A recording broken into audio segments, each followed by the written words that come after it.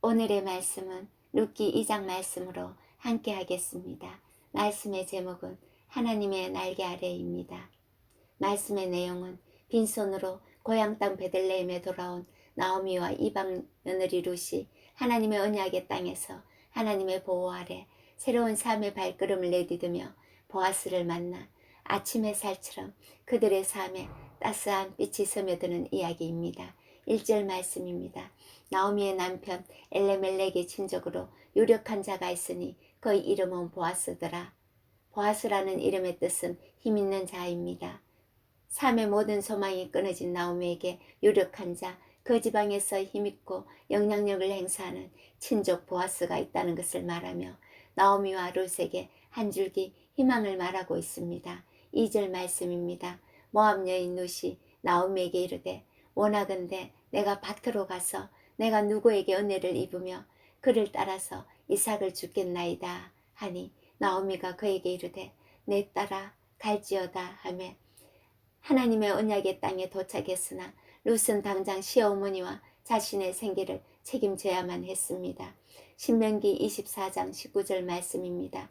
내가 밭에서 곡식을 벨 때에 그 한뭇을 밭에 잊어버리거든 다시 가서 가져오지 말고 나그네와 고아와 가부를 위하여 남겨두라. 가난한 자를 위한 하나님의 율법을 이방 여인인 룻은 잘 알고 있었던 것입니다. 룻은 절망 가운데서도 좌절하지 않고 하나님의 은혜를 구하며 알지 못하는 밭으로 이삭을 죽기 위하여 발걸음을 내딛습니다. 룻은 삶이 자신의 노력만으로 되는 것이 아니라 하나님의 은혜가 꼭 필요하다는 것을 아는 믿음을 가지고 있었습니다. 3절 말씀입니다. 룻이 가서 베는 자를 따라 밭에서 이삭을 줍는데 우연히 엘리멜렉의 친족 보아스에게 속한 밭에 이르렀더라. 우연히 친족 보아스 밭에 이르렀더라. 우리에게 우연인 것처럼 보이지만 하나님께 우연이란 없습니다. 하나님은 실수하지 않으시는 분이기 때문입니다. 하나님의 보이지 않는 손길이 하나님을 의지하는 룻의 삶을 이끌어가고 있음을 말하고 있습니다. 마침 보아스가 자신의 밭에 와서 일하는 사람들과 서로 진심으로 인사하고 서로에게 축복을 빕니다. 보아스의 평소 신앙적 인격이 훌륭하며 도덕적으로 존경을 받고 있음을 알 수 있습니다. 5절에서 7절 말씀입니다. 드디어 보아스와 룻의 만남이 이루어집니다. 보아스가 베는 자를 거느린 사환에게 이르되 이는 누구의 소녀냐 하니 베는 자를 거느린 사환이 대답하여 이르되 이는 나오미와 함께 모압 지방에서 돌아온 모압 소년인데 그의 말이 나로 베는 자를 따라 단 사이에서 이삭을 주게 하소서 하였고 아침부터 와서 잠시 집에 쉰 외에 지금까지 계속하는 중이니이다. 베는 것을 책임지는 자가 룻이 봄날 따가운 햇살 가운데서도 열심히 일함을 보고 룻의 성실함과 열심과 인내를 보아스에게 칭찬하는 내용입니다. 룻은 은혜를 구하며 나왔지만 자신이 할 수 있는 일에 기쁨으로 최선을 다해 일했음을 말합니다. 하나님의 은혜를 사모하는 사람은 어떠한 상황 가운데서도 자신의 삶에 최선을 다해 부지런히 열심히 살아야 함을 이방 여인이 룻을 통해 보여주고 있습니다. 8절에서 9절 말씀입니다. 이방 여인이 룻이 열심히 살아가는 모습에 감동한 보아스가 룻에게 은혜를 베푸는 장면입니다. 보아스는 룻에게 내 딸아 들으라 하며 친근감을 표현하고 자신의 밭에서 이삭을 줍고 다른 밭에 가지 말고 자신들의 소년과 함께 있으라 말하고 소년들에게는 룻을 정중하게 대할 것을 말하고 목이 마르면 소년들이 기러운 물을 마실 수 있는 특권을 허락합니다. 베들레헴은 물이 귀한 도시입니다. 보아스는 이방 여인 룻에게 상상을 초월한 자비를 베풀어 줍니다. 하나님의 은혜가 보아스를 통해 룻에게 흐르러 가고 있음을 말하고 있습니다. 10절 말씀입니다.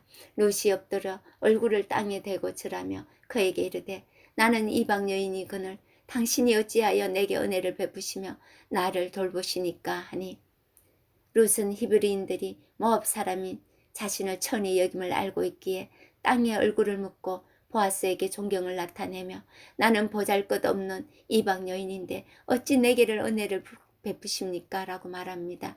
11절 말씀입니다. 보아스가 그에게 대답하여 이르되 내 남편이 죽은 후로 내 시어머니에게 행한 모든 것과 내 부모와 고국을 떠나 전에 알지 못하던 백성에게로 온 일이 내게 분명히 알려졌느니라. 보아스는 룻이 이방년임에도 불구하고 절망에 빠진 힘없는 시어머니에게 위로와 기쁨이 되어준 일을 이야기하며 이방여인인 룻이 가장 모범적인 신앙생활을 하는 것을 소문을 통해 들었노라 말합니다. 12절 말씀입니다. 여호와께서 내가 행한 일에 보답하시기를 원하며 이스라엘의 하나님 여호와께서 그의 날개 아래 보호를 받으며 온 내게 온전한 상 주시기를 원하노라 하는지라.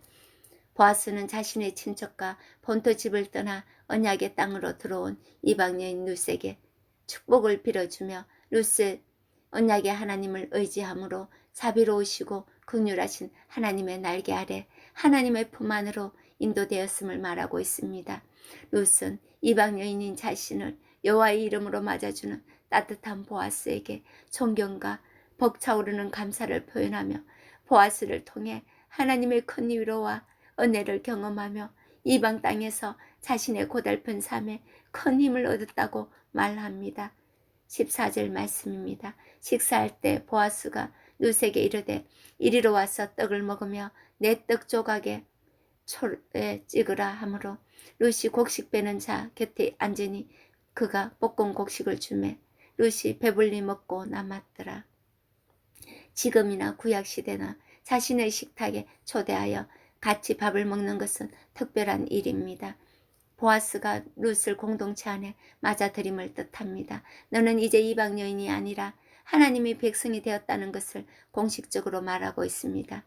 볶은 음식은 조리된 음식을 말합니다. 15절에서 17절 말씀입니다. 룻이 이삭을 주우러 일어날 때 보아스가 자기 소년들에게 명령하여 이르되 그에게 곡식단 사이에 죽게 하고 책망하지 말며 또 그를 위하여 곡식 다발에서 조금씩 뽑아버려서 그에게 죽게 하고 꾸짖지 말라 하니라.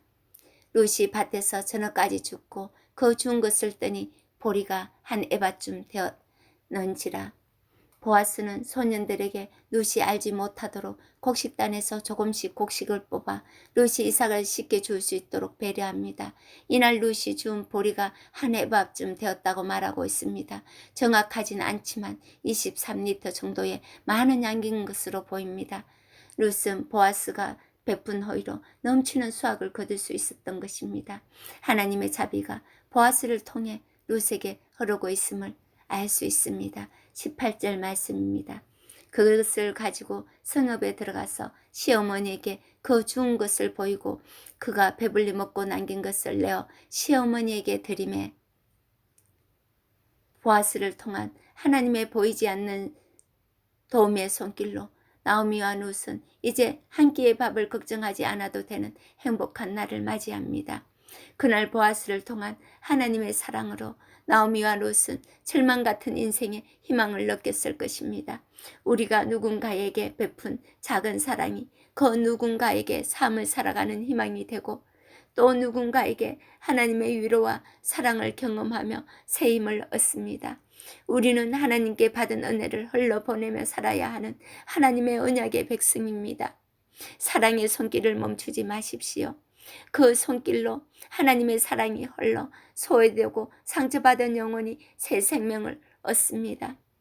시어머니 나오미는 오늘 며느리 룻에게 무슨 일이 일어났는지 자세히 묻습니다. 룻은 자신에게 생긴 모든 일을 행한 사람이 보아스라고 말합니다.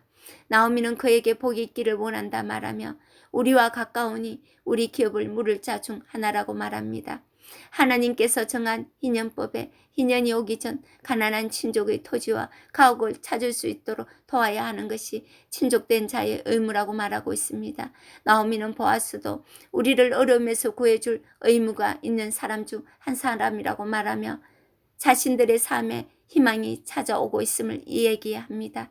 23절 말씀입니다.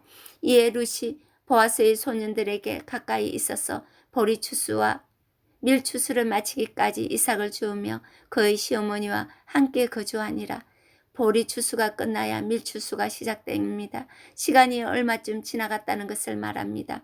나오미와 룻은 하나님의 언약의 땅에서 보아스를 통해 하나님의 날개 아래 보호를 받으며 하나님의 자비를 경험하면서 평안한 날들을 맞이하고 있음을 말합니다. 절망 가운데서도 하나님의 은혜를 구하며 최선을 다하는 룻처럼 삶 속에서 최선을 다하며 하나님의 은혜를 경험하는 여러분이 되시기를 축복합니다.